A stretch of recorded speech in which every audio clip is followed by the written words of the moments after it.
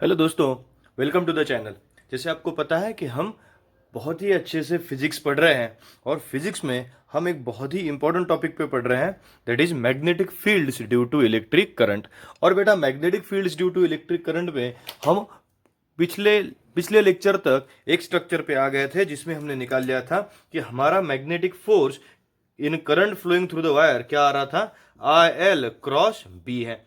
तो यहां तक तो हम आ गए थे। क्रॉस प्रोडक्ट यानी कौन सा प्रोडक्ट है? साइन प्रोडक्ट है, हमें ये भी पता चल गया था।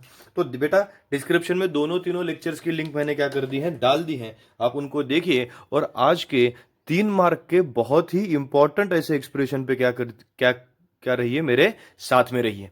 ये बहुत इंपॉर्टेंट एक्सप्रेशन इसलिए है कि हमें torque acting on a current loop ये एग्जाम में आ सकता है और ये थियोरेटिकल एक्सप्लेनेशन का पार्ट है।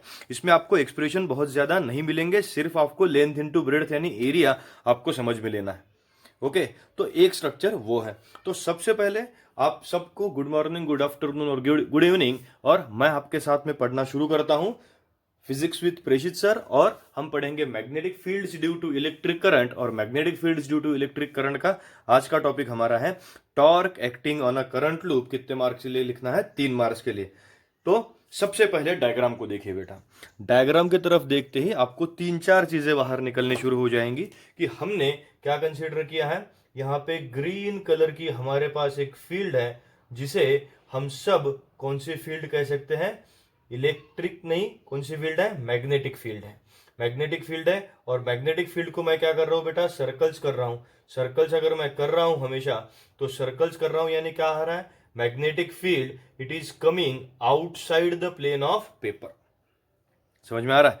मैं सिर्फ सब सर्कल्स कर लेता हूं एक बार कि magnetic field it is coming outside the plane of paper, बाहर की तरफ आ रही है। और उसके अंदर एक कॉइल है, देख लीजिए, एक कॉइल दिख रही है आपको। क्या कॉइल का नाम है? ABCD। ये डायग्राम ही समझना बहुत ज्यादा इंपॉर्टेंट है, नहीं तो बाकी तो पूरा स्ट्रक्चर मैंने लिख के दिया है। एक ये पॉइंट है और इसका इतना ही पॉइंट अगला, यानी हमें लिखने के लिए ये सब आपको लिखना है। स्क्रीनशॉट ले लीजिए। तो डायग्राम में मैग्नेटिक फील्ड कहाँ निकल रही है? बाहर की तरफ निकल रही है। अंदर की तरफ एक कॉइल है, कॉइल का नाम है ABCD। AB साइड को हमने लिख लिया L1 और BC साइड को क्या लिख लिया? L2। यानी L1 इंटू L2 हो जाएगा इसका एरिया। समझ में आ रही बात? तो ये होगी L1, ये होगा L2। इन दोनों स्ट्रक्चर्स में मैं क्या कर रहा हूं कि मैग्नेटिक फील्ड बाहर की तरफ है, अंदर की तरफ कौन सा फील्ड? अंदर की तरफ कौन सी फील्ड जा रही है? Electric field. ओके, तो इलेक्ट्रिक करंट प्रेजेंट है, तो अब लेफ्ट हैंड थंब रूल नहीं लगेगा। कौन सा रूल लगेगा? राइट हैंड थंब रूल लगेगा, because there is presence of electric field already. Okay, तो हमें रूल तो नहीं लगाना है, हमें बस समझना है कि हमें करना क्या है। अब टॉर्क का मतलब आपको पता है। टॉर्क का मतलब क्या होता है कि दो फोर्सेस होने चाहिए, दो फोर्सेस होने चाहिए, दो अलग अलग जगह पे एक्ट करते हुए, और वो कैसे एक्ट होने चाहिए? Equal and opposite. तब जाके हमारी कॉइल क्या होगी? रोटेट होगी। तब जाके हमारी कॉइल क्या होगी? रोटेट होगी। उससे पहले हमारी कॉइल रोटेट होगी नहीं। अब मैं क्या करता हूं, ऊपर से कॉइल को देखता हूं। कॉइल ABCD यही है जो मैग्नेटिक फील्ड में प्रेजेंट है। दूसरी डायग्राम में देखिए। अब इस कॉइल पे देखिए, हम यहां पे ये जो लिखा है उसे मत पढ़िए आप।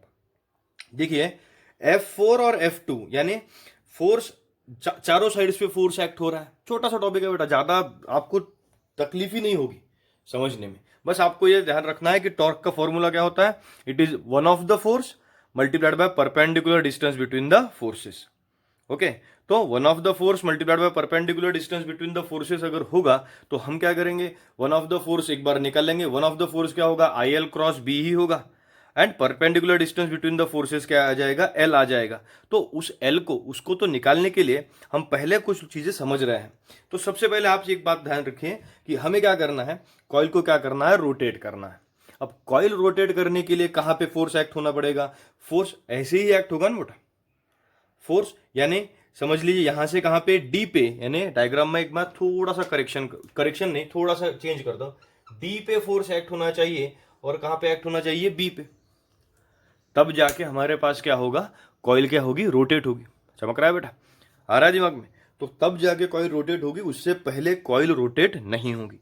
यानी हर एक साइड पे फोर्स एक्ट हो रहा है, लेकिन जो टॉर्क का फोर्स है, जो फोर्स कौन सा है, टॉर्क का, जो सेपरेटली हमें टॉर्क के लिए लगने वाला है, वो टॉर्क का फोर्स कहाँ पे एक्ट हो रहा है, सिर्फ CD और AB पे।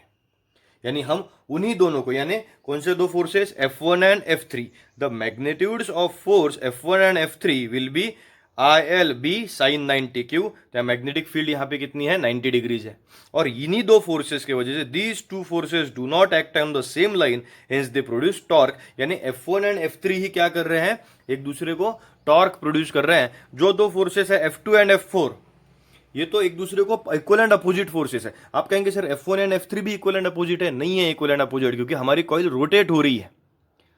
हमारी कॉइल क्या हो रही है, रोटेट हो रही है। अगर कॉइल ऐसी रोटेट ऐसी अगर होती थी, आपको पता है रोटेशन कैसा हो रहा है, एक मिनट में आपको बताता हूं मोबाइल के जरिए, एक दूसरा मोबाइल में लेता हूं। समझ लीजिए ये हमारे पास कॉइल है, और इस कॉइल को अगर ऐसी रोटेट होना था, ऐसा अगर रोटेट होना था, तो आपको उसको इलेक्ट्रिक मोटर के जरिए पढ़ाना पड़ेगा।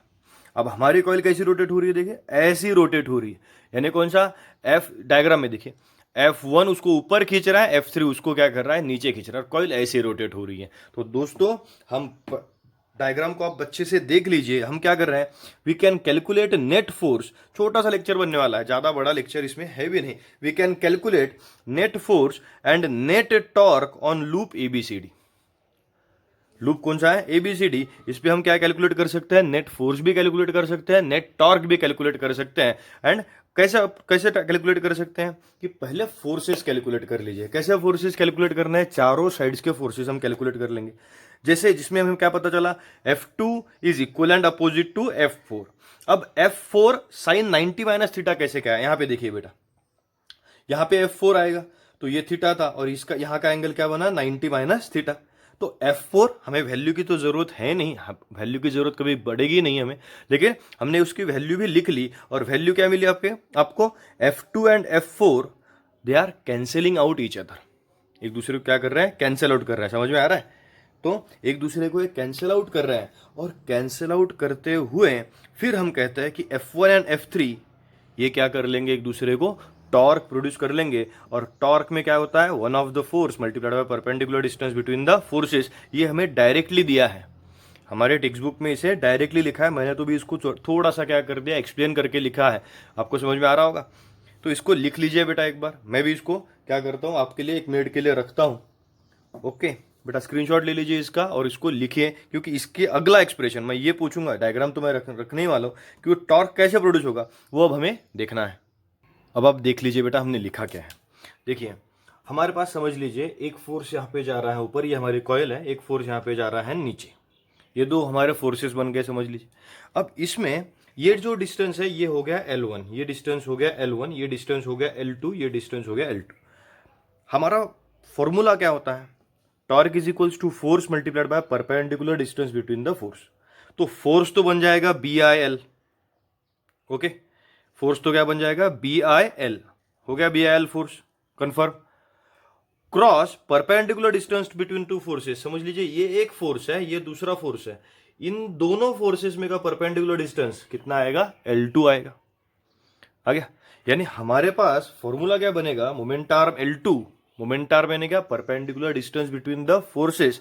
और वो जो मोमेंट आर्म L2 है उसे हम क्या लिखेंगे, IL1B। ये तो फोर्स कौन सा हो गया, ये हो गया F1 एंड F3, ये दोनों ये कौन सा फोर्स हो गया, समझ लीजिए इसे हमने लिख लिया, ये है F1 एंड F3। इसमें का कौन सा फोर्स लगता है हमें टॉर्क के लिए, वन ऑफ द फोर्स। कौन सा फोर्स लगता है, one of the force, one of the force. इसे हम नहीं लिखेंगे, ऐसा क्यों, अच्छे से दिखना चाहिए हमें, हमारा एक्सप्रेशन अच्छा दिखाना है, तो ये हमने लिख लिया। और वन फोर्स है IL1B मल्टीप्लाइड बाय L2, तो IL1L2B साइन थीटा। क्यों साइन थीटा, क्यों साइन थीटा क्यों आएगा, क्योंकि ये भी कौन सा प्रोडक्ट है, क्रॉस प्रोडक्ट है। आ गया, अब समझ लीजिए, if n is number of turns,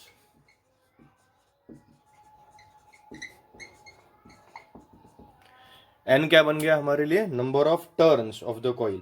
तो इन n नंबर ऑफ टर्न्स में क्या बनेगा, n नंबर ऑफ टर्न्स के लिए हम कर सकते हैं torque, it becomes n number, जिनसे टॉर्क से क्या हो जाएगा, मल्टीप्लाई हो जाएगा, L1 L2 B into sine theta.